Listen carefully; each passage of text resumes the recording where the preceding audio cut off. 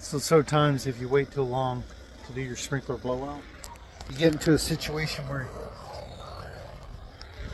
this metal filter will freeze, because it'll freeze pretty easily since it's up above ground, and the air temperature makes this metal cold really fast.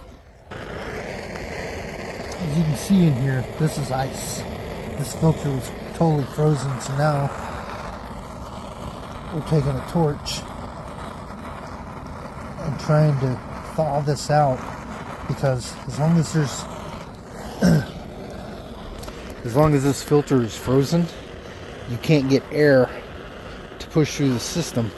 Though your sprinkler lines may not be frozen because they're down below the frost line, hopefully. But this, being up here in the frozen air, these filters will freeze really quick. Looks like we caught this one before there's any cracks. I won't know for sure until I start pushing air through it.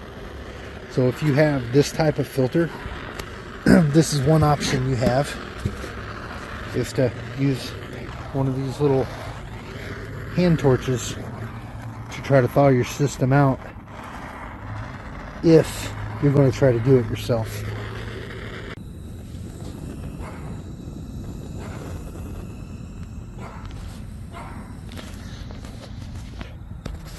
If you do wait too long, what can happen is this can freeze, and this end that sits on here can usually, this will bust these and push, the ice will push this off. But it looks like we caught this in time. You can still see there's ice in there, so that means this whole thing is plugged with ice. And